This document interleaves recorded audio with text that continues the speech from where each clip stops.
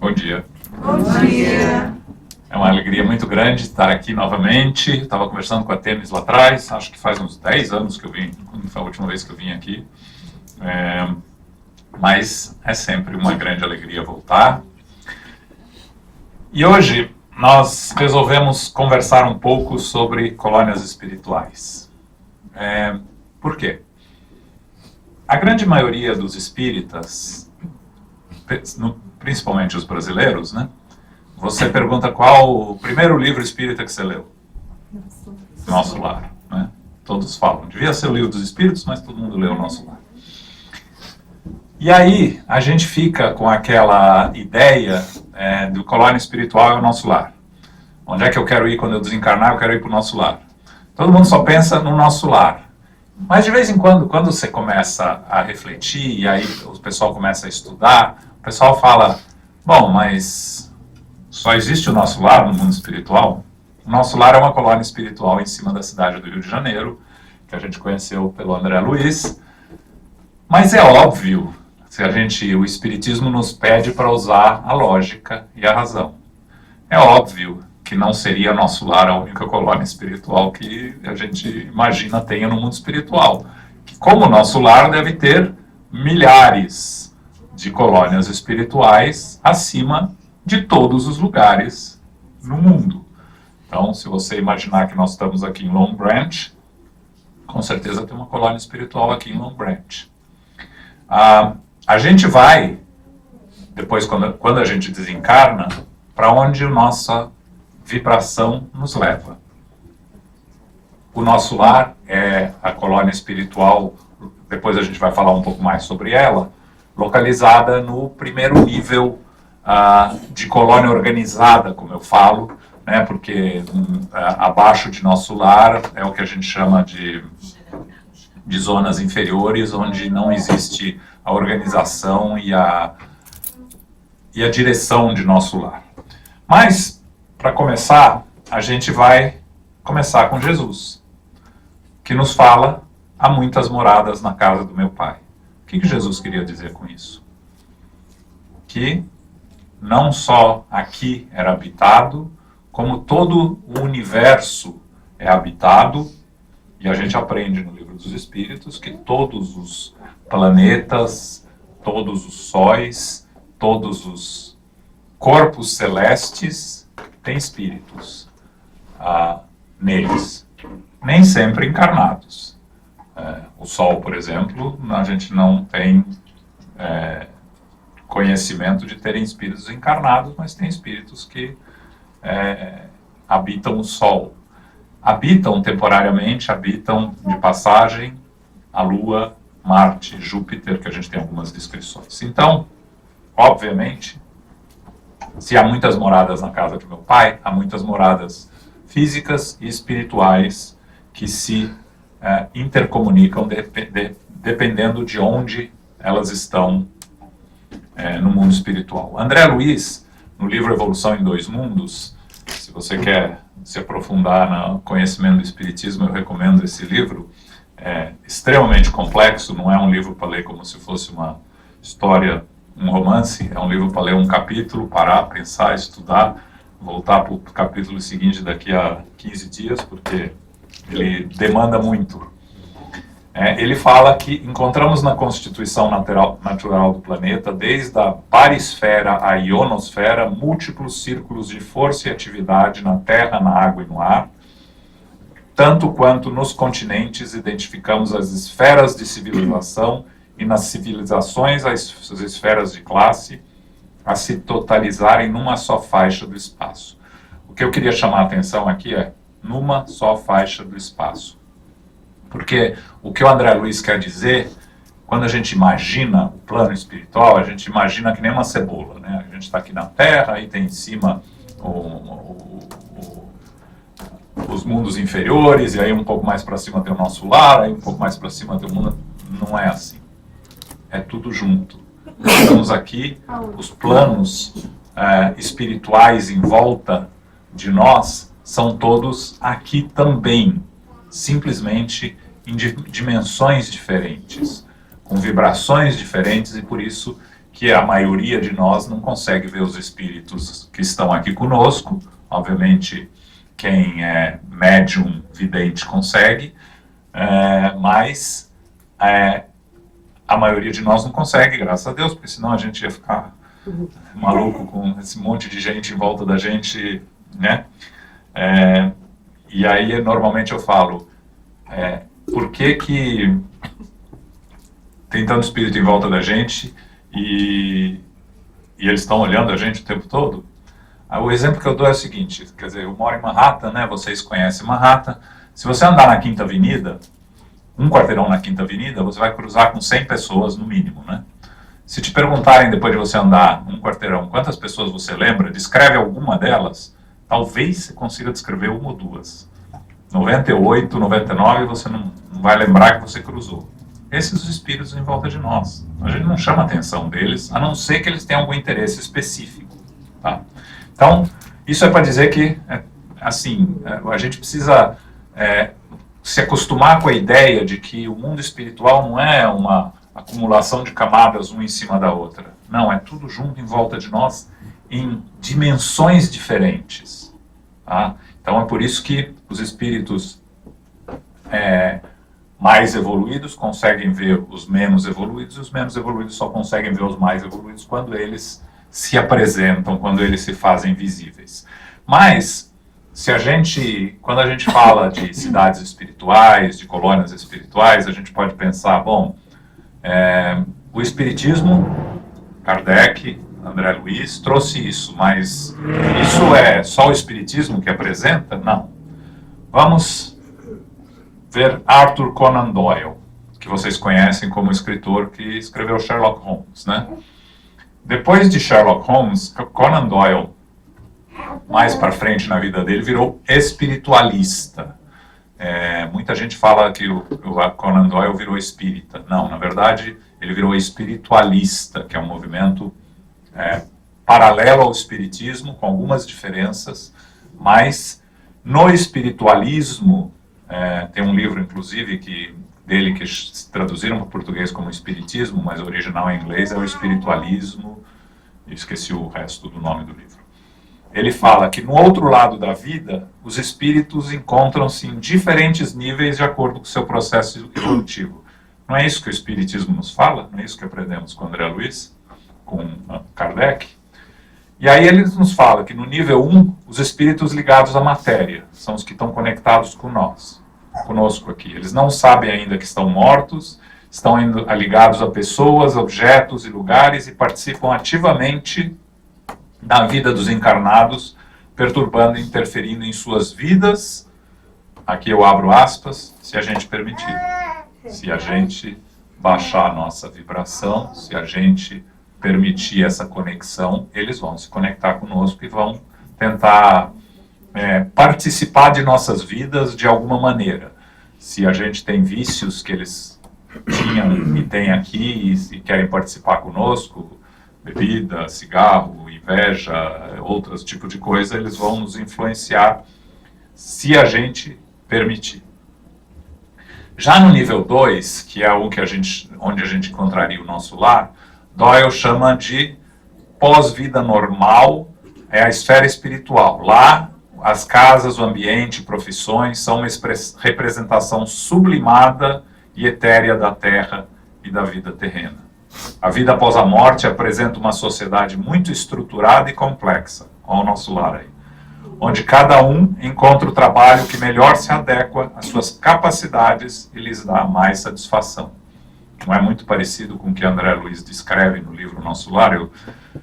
Alguém não leu o Nosso Lar aqui? Não precisa ficar com vergonha.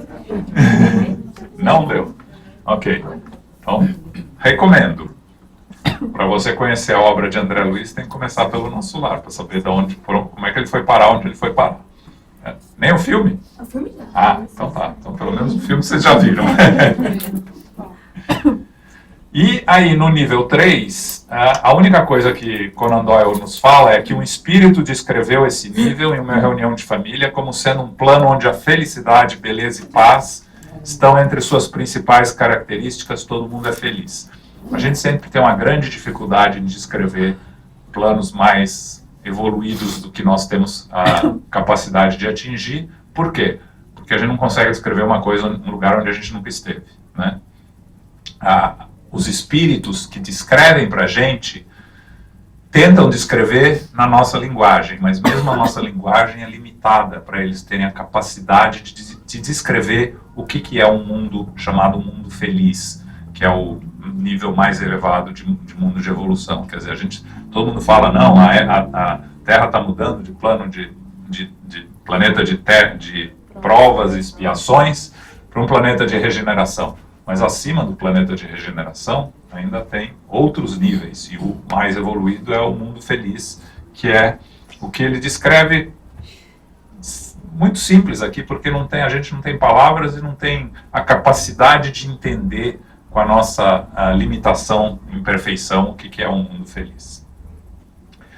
Voltando a André Luiz, uma coisa é importante, ele fala que essas comunidades dedicadas ao bem não estão necessariamente situadas em planos mais elevados. De novo, a gente vai usar planos mais elevados porque fica mais fácil para a gente compreender aqui, né? Então, para a gente imaginar planos inferiores, planos mais evoluídos, porque a gente pensa na nossa evolução para cima. Então, por isso que a gente usa isso, tá? Ou regiões felizes. Mas André Luiz nos fala que muitas delas estão incrustadas em regiões de sombra e dor, o que representa um verdadeiro oásis para o viajante cansado perdido nesses territórios. Para vocês que leram Nosso Lar, viram o filme, André Luiz passa 8 anos lá e quando ele finalmente pede ajuda do fundo do coração, ele realmente chega ao fundo do poço, digamos, e pede ajuda, a ajuda está lá. E aí ele pergunta mais para frente, onde é que vocês estavam esses 8 anos? Aí eles falam, a gente sempre estava aqui, você é que não se abriu para receber a nossa ajuda. Então esse é um ponto importante. Isso também é uma lição para nós, tá? Se está tudo confuso, tudo perdido, pede ajuda. Do fundo do coração. Prece, oração, eleva o pensamento e a ajuda está sempre lá. Então, André Luiz nos fala das características dessas colônias espirituais e núcleos dedicados ao bem. Pessoas são reunidas em grupos ou famílias de acordo com a afinidade mútua ou interesse comum. André Luiz passou algum tempo na casa do Lísias, com a mãe dele, no Nosso Lar. O Lísias era uma família inteira que estava lá no Nosso Lar, o pai já tinha vindo, a mãe vinha depois e iam receber depois as filhas. Existe uma hierarquia de poder estabelecida pela ascendência intelectual e moral. De novo, não são cargos políticos ganhos em eleição, são cargos ganhos pela elevação moral e pelo respeito que impõe. É uma sociedade heterogênea em termos de conhecimento e moralidade, mas o trabalho e as atividades são voltadas para a prática do bem, entendeu? Então seria grupos de espíritos que estão dispostos a trabalhar para o bem, mesmo que ainda tenham muita dificuldade e muita resistência interna, mas existe a disposição. Não são espíritos que não estão nem um pouco interessados em trabalhar para o bem, ou que estão dedicados a causar perturbações aos outros. Quais as características dos seus habitantes? Fazer o bem em qualquer atividade, livre trânsito para esferas inferiores. Existe a comunicação mental, mas a palavra falada pode ser usada ainda. O que é isso? A gente se comunica, espírito se comunica por pensamento? Sim, mas precisa saber que pode se comunicar por pensamento e precisa saber como, né? No nosso nível evolutivo, se eu volto hoje para o mundo espiritual, eu não sei me comunicar por pensamento, eu sei me comunicar que nem a gente está se comunicando aqui por palavra. Então, vou continuar me comunicando falando lá, e vocês, os espíritos que estão lá, vão responder para mim falando também, porque eu não tenho a capacidade de ler pensamento ainda. À medida que a gente passa um tempo no mundo espiritual, e dependendo do nosso nível evolutivo, a gente pode aprender a se comunicar por pensamento. A mesma coisa a locomoção, por levitação ou pelo uso de pernas ou pés. Você levita no mundo espiritual? Sim. O André Luiz vem para, nos livros dele, na coleção dele, vem para a Terra rapidamente, a partir do terceiro livro, né? No segundo livro, Mensageiros, ele ainda demora 2/3 do livro para chegar na Terra, mas a partir do terceiro livro ele se move por levitação. Porém, no Nosso Lar, no livro Nosso Lar, ele está andando, ele fala do aerobus, ele fala dos transportes de veículos ou máquinas, ele fala, num dos livros, ele fala de transporte por animais. Por quê? Porque para levitar você precisa também ter aprendido a levitar, né? Não é que você chega lá e sai voando como se fosse por mágica, como foi descrito num livro aí que eu não vou citar qual. Vamos falar então, começar com o Nosso Lar, tá? Porque, obviamente, falamos tanto do Nosso Lar. Ele fica situado no limite superior do umbral, abaixo das regiões mais elevadas. Então, quando a gente fala, quando eu desencarnar, eu não quero ir para o umbral, mas a gente quer ir para o Nosso Lar. O Nosso Lar está no umbral. Só que ele é uma colônia organizada dentro do umbral, no limite superior, já saindo do umbral, como se você estivesse indo para uma região mais elevada. Ainda tem sofrimento, só vocês lerem o Nosso Lar, que vocês leem bastante casos, mas como os habitantes possuem um nível evolutivo intermediário, compreendem melhor a dor, entendeu? Sofre com a dor, sim. Se revolta um pouco. É difícil lutar e superar, sim, mas a gente sabe que o objetivo é evoluir. Então, quando vocês têm essa disposição de evoluir, apesar das suas próprias resistências internas, você pode estar num lugar como o Nosso Lar. É um nível que favorece a natureza, tem belezas e harmonias inexistentes nos planos inferiores. Quando você vê a descrição do umbral que André Luiz se encontrava antes de ir para o Nosso Lar, você vê que é escuro, é sombrio, tem nuvens, tem tempestades, etc. Por quê? Porque a vibração mental dos espíritos que lá habitam fazem a região. No Nosso Lar, os espíritos já são de um nível mental mais elevado, então você consegue imaginar lugares mais aprazíveis, e aí os espíritos criam esses lugares melhores. Em cada ministério existem edifícios onde os trabalhadores executam suas tarefas, e também há unidades residenciais, como a gente viu no livro, e existem instituições e abrigos vinculados à jurisdição, à área de influência de cada ministério. São 12 ministérios, cada um com ministro, e 12, 14, agora deu branco aqui, acho que é 14. Cada um com seu ministro, responsável, trabalhadores, etc. Uma sociedade organizada. Aqui na Terra, a maioria das sociedades são organizadas. Bem organizadas, mal organizadas, é uma questão de opinião, mas são organizadas.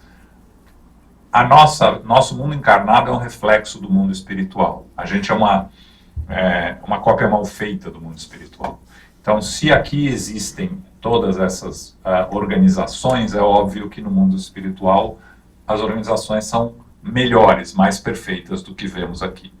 Mas, saindo do Nosso Lar, vamos falar de uma outra colônia chamada Alvorada Nova, onde a gente encontra Caibar Schutel e Abel Glaser no livro Conversando sobre a Mediunidade, fala dessa colônia espiritual. É uma colônia espiritual que, geograficamente, fica numa área que abrange 4 cidades da costa marítima do estado de São Paulo, ali na região de Santos, São Vicente, para quem conhece o litoral de São Paulo. Possui 1.060 unidades espalhadas pelo globo na crosta terrestre. Olha aí, vocês já veem que não é só o Nosso Lar. Alvorada Nova, essa colônia espiritual que Caibar Schutel e Abel Glaser nos trazem. Qual é a característica dela? É uma colônia dedicada ao estudo do espiritismo. tendo para esse fim centros de estudo e cultura. E onde o estudo da mediunidade é muito relevante, pois prepara os médiuns para futuros trabalhos na Terra, em assistência aos encarnados e na formação de trabalhadores que servirão nas áreas de desobsessão. Quando você resolve encarnar e pode participar da sua reencarnação, isso é uma outra pergunta, né? Todos nós participamos do nosso programa de reencarnação. Só participa do seu programa de reencarnação se você está evoluído o suficiente e se você acredita em reencarnação, né? Se você não acredita em reencarnação, como é que você pode participar do seu plano reencarnatório? Mas se você tem um nível evolutivo e pode participar, você participa. E se você quer se dedicar à mediunidade, obviamente você vai fazer cursos no mundo espiritual. Os cursos aqui também são importantes, que a gente tem nos centros espíritas e online, mas se você já vier preparado com noções do mundo espiritual, vai facilitar o seu trabalho. Então essa é a colônia Alvorada Nova. No livro Entre a Terra e o Céu, que aliás a gente está estudando no nosso centro, lá no Spiritist Group of New York, tem o Lar da Bênção, que é uma combinação de escola para mães e moradia para crianças que retornaram da Terra. Sua função é preparar as mães para uma maternidade responsável e auxiliar crianças desencarnadas ou se preparando para reencarnar. E aí vem a pergunta clássica. Criança, quando desencarna como criança, volta para o mundo espiritual e continua como criança? Na maioria dos casos, sim. Dependendo do nível evolutivo do espírito, ele vai continuar criança ou pode reassumir a forma anterior da encarnação anterior. Mas para reassumir a forma da reencarnação anterior, o espírito precisa ser mais evoluído, precisa ter uma consciência de si próprio, um entendimento do seu nível espiritual e da sua evolução. A grande maioria de nós, nesse mundo de provas e expiações, se desencarnamos quando criança, voltamos ao mundo espiritual como crianças e continuamos o nosso crescimento no mundo espiritual. Com parênteses aqui. Para você voltar como criança e continuar como criança, você precisa ter atingido um nível de crescimento que você tenha consciência de si próprio, tá? Então, porque aí você pergunta, bom, mas uma criança que morre com 1 mês de idade não tem consciência de si própria, né? Então volta ao estado anterior da reencarnação anterior. Quando é que uma criança tem um conhecimento de si própria? Se realiza como pessoa numa nova encarnação? Alguma coisa entre 1 e 2 anos, talvez? Uma criança de 1 ano não tem ainda muito... já faz coisas, se mexe, não sei o quê, mas não tem aquela consciência de si próprio ainda. Então, talvez uma criança de 1 ano que desencarne volte rapidamente ao seu nível a sua forma de espírito anterior. Mas, a partir daí, a criança que desencarna de 3, 4, 7, 10, volta para o mundo espiritual e é atendido nessas colônias específicas para ajudar crianças a continuar o crescimento e desenvolvimento. A gente vai ver mais para frente, numa obra não espírita, um outro autor falando de colônia para crianças. E por que as crianças têm que passar por isso? Porque quando você tem a noção de que você é uma criança, que você está crescendo, não é porque você voltou para lá que você vai deixar de ter essa mesma ideia. Você volta para lá exatamente como você é aqui hoje, todos nós. Se desencarnar hoje, acorda lá amanhã com a mesma consciência, defeitos, qualidades que temos hoje. Nada muda a não ser o estado onde a gente está. Então as crianças têm essa oportunidade de continuar crescendo lá. Obviamente, as mães que estão lá não são as mães físicas dessa encarnação da criança, mas são mães que estão se preparando e aprendendo para a maternidade e se responsabilizam por essas crianças que estão sendo educadas lá. Se vocês lerem no livro Entre a Terra e o Céu, ele nos fala de Blandina e Mariana, Blandina cuidando dessa criança específica do livro que menciona, que está lá, o Júlio, que está lá com problema na garganta, sofrimento muito grande, e que está sendo tratado lá. A mãe vai visitar durante o sono, e é uma cena muito bonita que vale a pena ler. Mas a criança ou cresce lá, ou volta para uma reencarnação. No caso do Júlio, por exemplo, ele ia voltar, antes de crescer, ele já ia voltar para uma nova reencarnação quando ele tinha 8 anos de idade lá, ou 10 anos de idade. Ou seja, não precisa completar o crescimento lá, pode voltar antes, ou completa o crescimento lá e vai para uma outra região do mundo espiritual. E as mães têm a oportunidade de se autoeducar e aprender o amor por crianças, talvez que não sejam próprias, até crianças alheias, que possibilita vir aqui e ter inúmeras diferentes possibilidades. Crianças encontram lá o apoio necessário para a readaptação.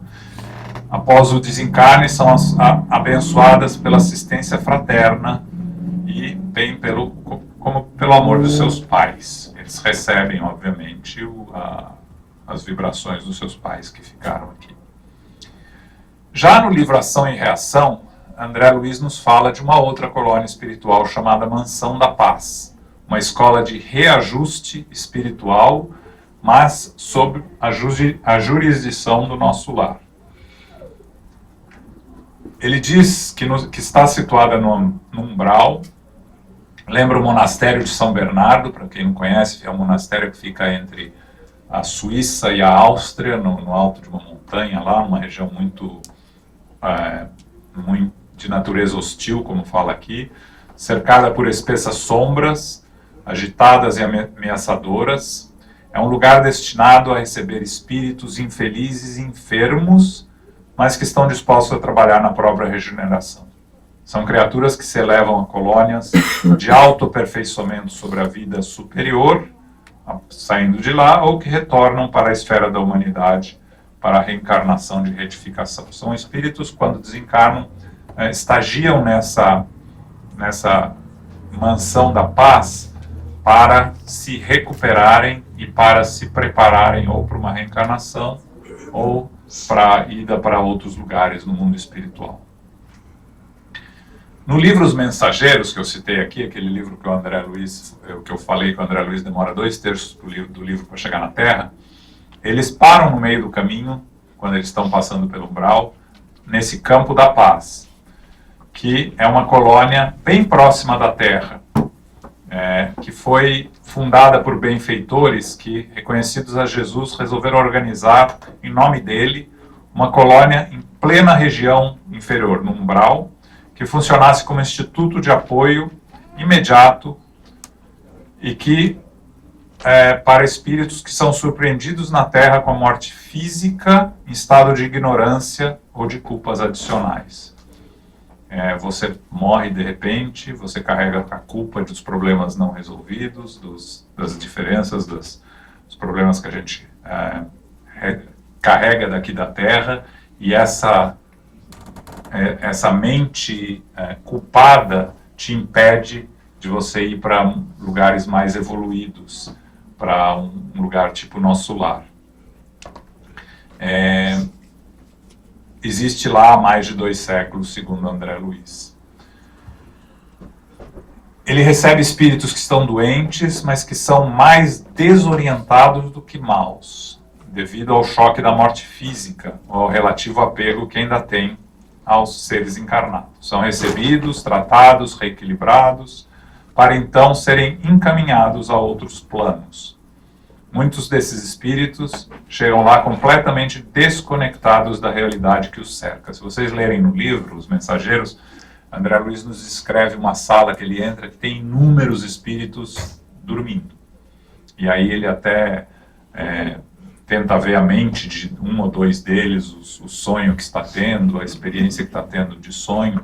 Ou seja, esses espíritos estão dormindo para permitir o repouso, o refazimento e mesmo as experiências, o reajustamento ao mundo espiritual, que a gente precisa sempre lembrar. A nossa verdadeira casa é o mundo espiritual. Isso aqui é só uma passagem temporária. Mas, quando a gente volta para a nossa verdadeira casa, a gente precisa se readaptar. Imagino vocês todos que vieram do Brasil, né, como eu. Se a gente agora resolve voltar para o Brasil, está voltando para casa, mas vai precisar readaptar, né? Existe um período de readaptação. Obviamente, no mundo espiritual é diferente daqui, mas não é porque você está voltando de onde você veio há 15, 5, 10, 15, 20, 30 anos que vai ser uma mudança suave. Tem os problemas de readaptação. Esses espíritos, obviamente, a mudança para o plano espiritual é uma mudança bem mais traumática, então esses espíritos que não estão preparados para lidar com essa mudança são tratados nesse lugar chamado Campo da Paz. Saindo um pouco de Chico e indo para Divaldo, Joana de Ângeles. A Joana de Ângeles, ela está nessa colônia chamada Colônia Redenção, uma região próxima da crosta terrestre. E quando vários espíritos ligados a ela, antigos cristãos equivocados, preparavam-se para reencarnar, reuniu a todos e planejou construir na Terra, sob o céu da Bahia, no Brasil, uma cópia dessa colônia, embora imperfeita, de comunidade onde estagiava no plano espiritual, com o objetivo de, redimindo os antigos cristãos, criar uma experiência educativa que demonstrasse a viabilidade de se viver numa comunidade realmente cristã nos dias atuais. E aí ela veio aqui e cria a Mansão do Caminho, onde Divaldo trabalha até hoje. Engenheiros capacitados foram convidados para traçar os contornos gerais do trabalho. Quase um século demorou quando os obreiros do Senhor iniciaram na Terra, em 1947, a materialização dos planos de Joana, que inspirava e orientava, secundada por técnicos espirituais dedicados. Ou seja, a Mansão do Caminho, para quem já esteve lá, esse oásis no meio do caos que existe em Salvador, é uma inspiração, uma cópia, como ela fala aqui, não é uma cópia imperfeita da colônia espiritual onde Joana de Ângeles viveu durante muitos anos e ainda vive. Obviamente, como espírito mais evoluído, ela não fica em nenhum lugar, ela fica em vários lugares ao mesmo tempo, ela ajuda vários grupos e pessoas, mas especificamente Divaldo e a Mansão do Caminho. Então, mais uma colônia no mundo espiritual, essa, obviamente, no estado da Bahia. Voltando a André Luiz, no livro Obreiros da Vida Eterna, que é um livro muito interessante para aqueles que quiserem estudar o processo de desencarnação, processo da morte no corpo físico, abrindo parênteses aqui, morte e desencarnação não é a mesma coisa, tá? Uma coisa que no Espiritismo a gente sempre fala, morreu não, desencarnou. Morte é do corpo físico. Nosso corpo físico morre. Nós, espíritos, somos imortais. Nós, espíritos, desencarnamos e voltamos para o mundo espiritual.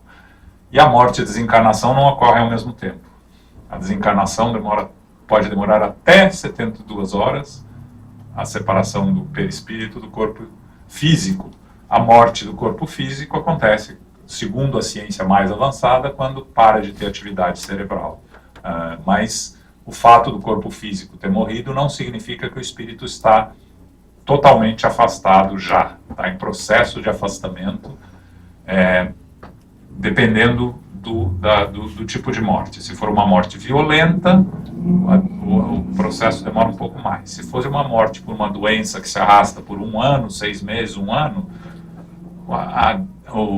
a separação é muito mais rápida, porque o processo já está acontecendo. Então, às vezes, em 15 minutos, meia hora, 1 hora, se separa. Se vocês quiserem ler mais específico sobre esse processo, tem 2 livros. Tem um livro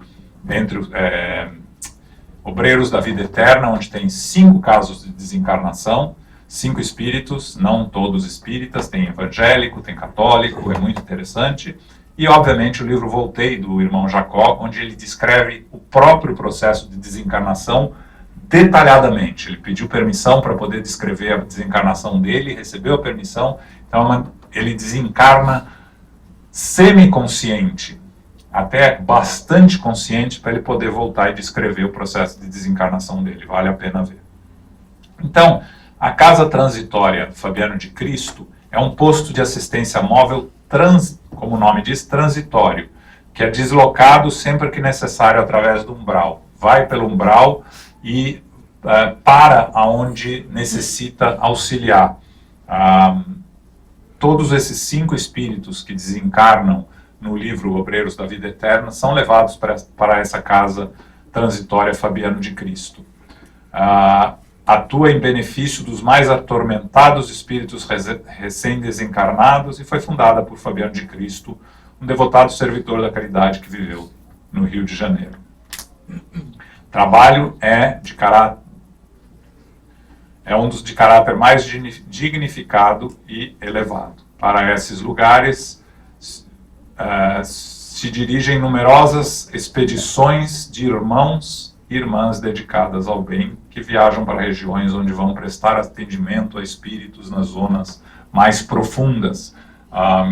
Zenóbia, a responsável pela casa quando André Luiz passou por lá, eles ajudam alguns trabalhos com ela e existe um resgate que ela vai fazer que nem André Luiz é permitido ir junto com ela, de tão difícil era o trabalho. Ela fala para André Luiz que ele não está preparado para ver aquilo que ia encontrar lá.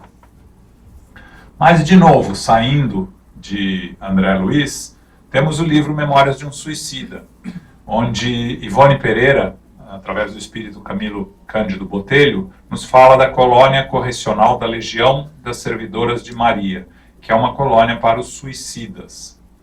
A Ivone Pereira era uma das médiuns de maior destaque no Brasil. Ela recebeu esse livro na década de 1927, mas não foi autorizada pelos espíritos a publicar. Por quê? Porque se ela publicasse esse livro naquela época, segundo dizem, ia ser um negócio tão fora do normal que ninguém estava preparado para receber, ia ser rejeitado, ia ser dito que era fantasia, e obviamente uma mulher, né? Então a nossa sociedade ainda mais machista de 100 anos atrás ia dificultar muito o trabalho de publicação de uma escritora. Então, ela foi aconselhada a guardar o livro e ela revisou e publicou nos anos 50. Por quê? Porque aí já existia Nosso Lar, já existia a obra de André Luiz, já existia a obra Voltei. A sociedade espírita estava preparada para receber essa obra. E aí ela fala dessa colônia correcional das Servidoras de Maria, de assistência aos suicidas. Trabalham em nome de Maria, diretamente. É representada por uma fortaleza cercada de muros fortificados, localizada numa área desolada e triste, coberta de neblina, como se toda a região fosse envolvida por um véu de contínua tempestade de neve. Por quê? Olha os espíritos que estão lá, né? Espíritos suicidas, qual o nível vibracional desses espíritos, né? De novo, culpa, medo, falta de conhecimento, arrependimento profundo pela tentativa de fugir da vida e saber que a vida não acaba. Então isso cria um ambiente mental que é o que ela nos descreve, Camilo Cândido Botelho nos descreve aqui, parecendo com castelos medievais, com fossos, torres e pontes movediças. Colônia Esperança. Eurípides Barçanufo, um grande espírita do começo do século XX, que desencarnou na pandemia anterior à nossa, da gripe espanhola, ele nos fala que muitos espíritas estavam, esse é um aviso para todos nós, espíritas estavam desencarnando em estado lamentável, muito teóricos e pouco práticos, vinculados a paixões terrenas e obsessões cruéis. Ele criou então uma colônia para receber os espíritas que tinham fé, mas não tinham trabalhado tanto a moral. A nossa evolução é moral e intelectual. A parte intelectual é mais fácil. Por quê? Acumula conhecimento em cima de conhecimento, você não tem que eliminar nada. parte moral é difícil, você precisa eliminar coisas. E a gente sempre tem dificuldade em eliminar coisas, né? Eliminar imperfeições é uma dificuldade, né? Então, muitas vezes, muitos de nós, inclusive nós espíritas, acabamos nos desenvolvendo no conhecimento, na parte intelectual, no entendimento, mas daqui para cá, a gente tem uma dificuldade muito grande em fazer esse processo. E às vezes nós voltamos para o mundo espiritual quando esse processo ainda não está completo ou ainda nem começou. E aí existem colônias espirituais que nos podem ajudar. Porque obviamente, quando a gente tem um conhecimento espírita, a gente tem a vontade, a disposição e a intenção de nos melhorar e trabalhar para o bem. Mas nem sempre a gente está nesse processo, já conseguiu. E essas colônias como essa colônia Esperança, nos permitem ser auxiliados e se reunir a um grupo de espíritos. De novo, a gente no mundo espiritual se reúne a grupos de espíritos que se afinam conosco mentalmente. Tanto lá para baixo quanto lá para cima, né? Então, se a gente vai para uma colônia desse tipo, a gente está cercado de outros que têm as mesmas dificuldades e mais os mesmos desejos de progredir. Uma coisa interessante para vocês. Cadê ela? Ela leu Ela leu o Pão Nosso, né? Você sabe que essas 4 obras são nomes de colônias espirituais no mundo que Emmanuel usa? Pão Nosso, Fonte Viva, Caminho, Verdade e Vida e Vinha de Luz são colônias espirituais que o Espírito Emmanuel homenageia em suas obras. Então aí você tem mais 4 colônias espirituais com esses nomes que Emmanuel usou na sua coleção chamada Coleção Fonte Viva.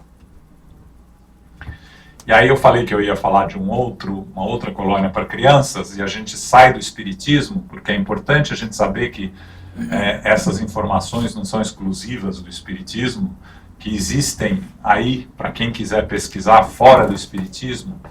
Então, no livro The Life Beyond the Veil, pelo reverendo inglês Vale Owen, de 1920, ele fala da cidade e reino de Castrel, cuja função primordial é assistência a crianças. Recebe crianças desencarnadas e as prepara para as novas realidades da vida, reintegrando-os às esferas às quais estão destinadas ao retornarem à forma adulta, ou prepara os espíritos para a reencarnação acompanhando-os durante a infância.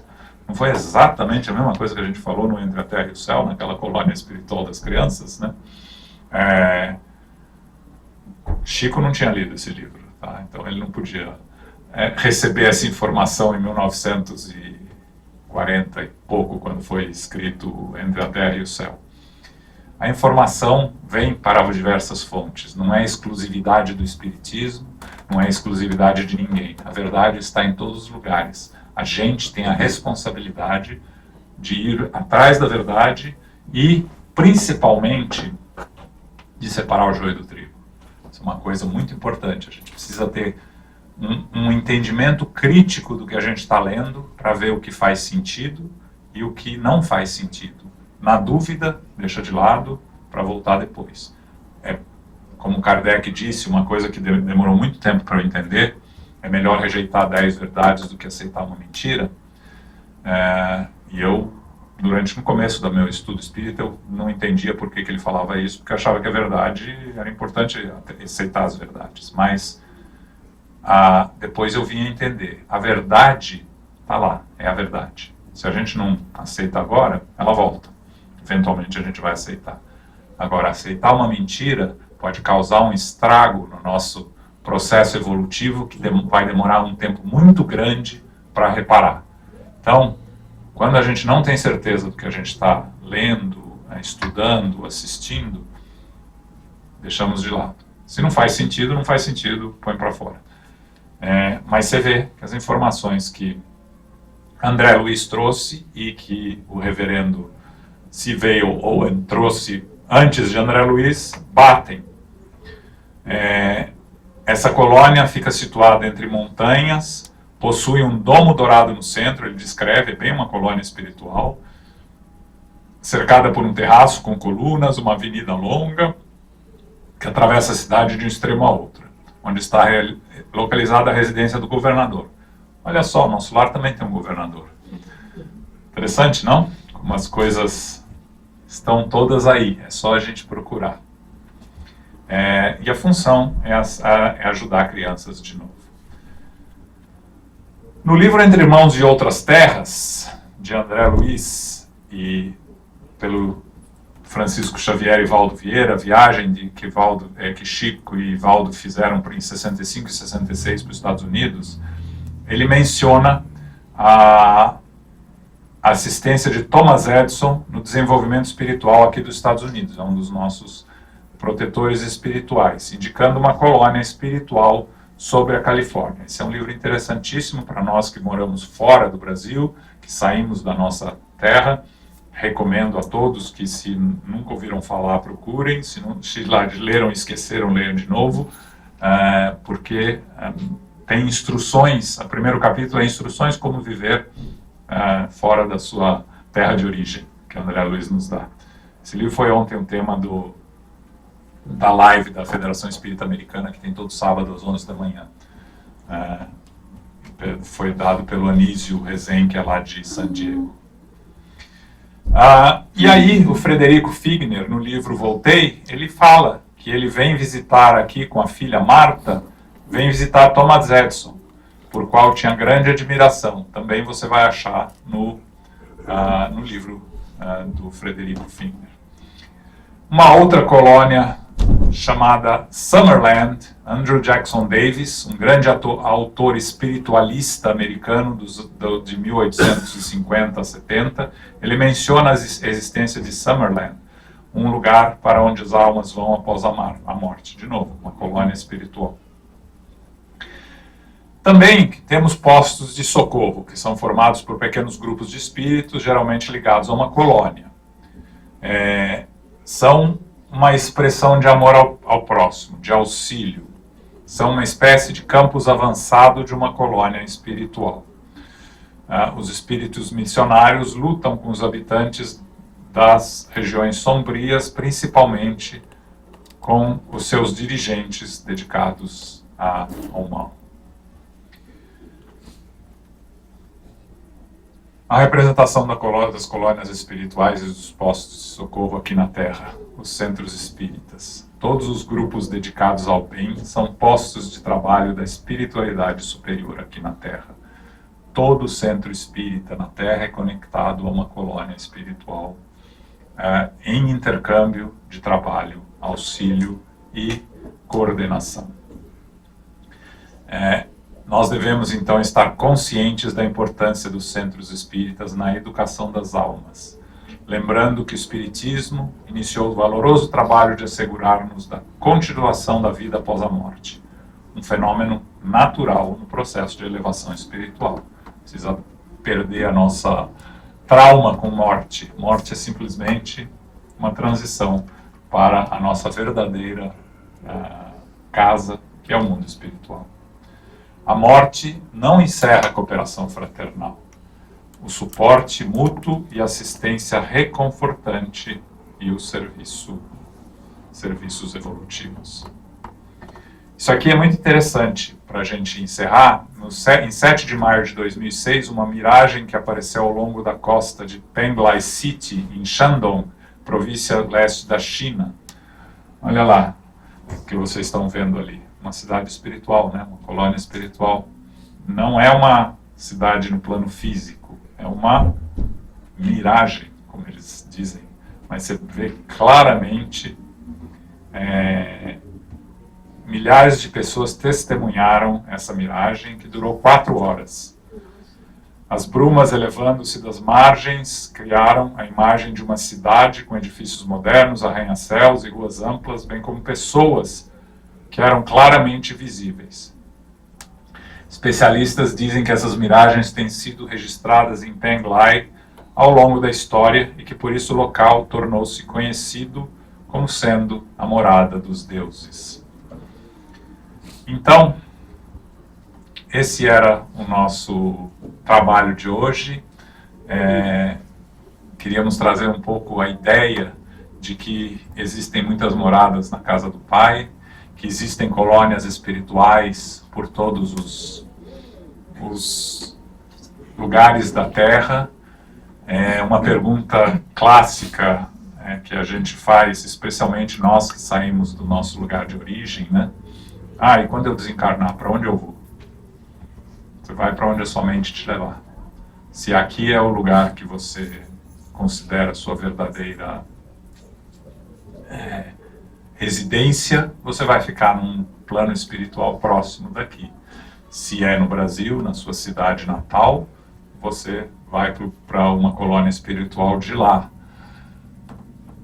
Mas a gente precisa fazer o nosso trabalho, porque a gente quer ir para uma colônia espiritual. A gente não quer ficar preso no meio do caminho da colônia espiritual, que nossas vibrações podem nos levar. Então vamos tentar sempre limpar a nossa vibração, tentar manter o nosso nível evolutivo moral de uma maneira que nos possibilite receber o auxílio dos espíritos que vão nos auxiliar no nosso processo quando chegar a nossa hora de desencarnar, e que vão nos levar para um lugar onde nós possamos nos sentir em paz e que possamos continuar o trabalho do lado de lá que a gente está fazendo do lado de cá. O conhecimento nos leva até um certo ponto.